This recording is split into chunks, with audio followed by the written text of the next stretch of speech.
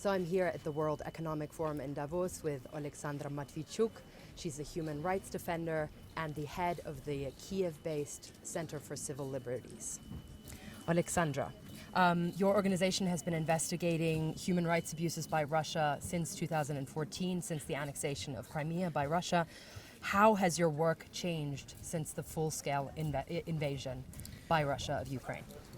We face with unprecedented numbers of war crimes, and which means that we face with unprecedented level of human pain.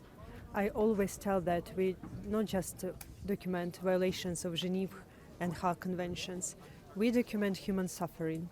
When Russian troops deliberately shell in on residential buildings, churches, schools, hospitals, attack evacuation corridors, manage filtration camp systems, organize forcible deportations, commit murders, rapes, tortures, abductions, and other kinds of offenses against civilians. And what currently are the biggest difficulties that you face in documenting these alleged war crimes by Russia in Ukraine? Two things. First, the international system of peace and security is not work, and the whole UN system couldn't stop Russian atrocities. So every day, millions of Ukrainians are suffering from a new and new Russian war crimes.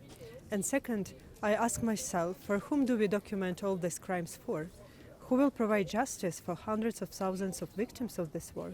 Because national system is overloaded of the extreme amount of crimes. International Criminal Court will restrict its investigation only to several select cases.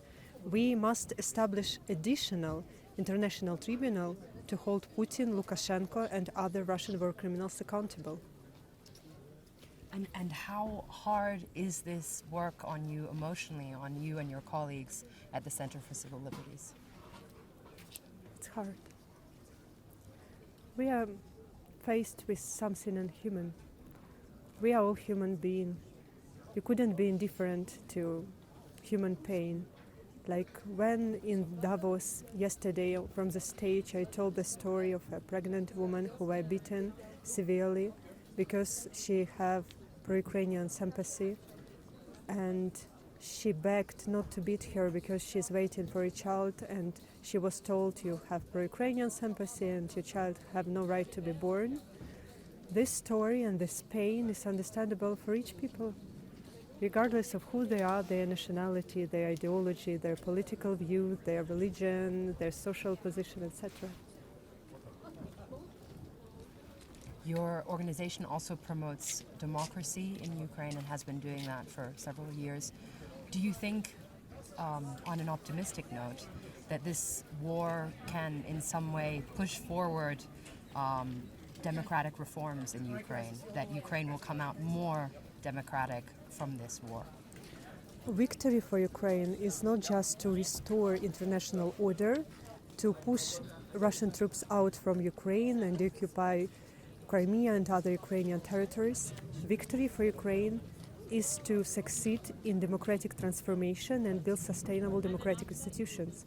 Because Putin started this war not in February 2022, but in February 2014, when we got a chance to provide quick democratic reforms after a revolution of dignity. And in order to stop us on this way, he occupied Crimea and part of Lugansk and Donetsk region. So we have no luxury to wait to the end of the war. Yes, last year we obtained the status of member of candidate to EU, and we must demonstrate positive changes even during the war, which is for sure very difficult.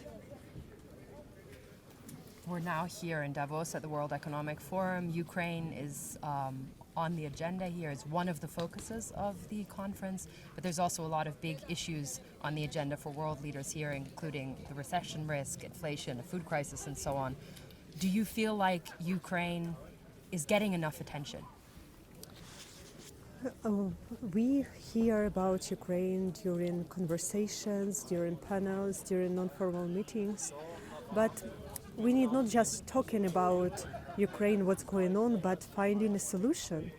Because it's not just a war between two states, it's a war between two systems, authoritarianism and democracy. in this regard, it's not just Ukrainian problem how to stop Russian which try to occupy our country. It's a task for the whole international community. And what is it that you in Ukraine need most now from international leaders? We need historical responsibility to take appropriate action to help Ukraine win this war. Because Putin will stop only when he is stopped. This is the logic of authoritarian leader who want to forcibly restore Russian Empire. And in this regard, we have a particular request for Germany. Like on the next Rammstein meeting, it will be decided a new military support to Ukraine. We ask Olaf Scholz to provide a modern military tanks to Ukraine. It can save thousands of lives. Oleksandra Matviichuk, thank you very much. Thank you.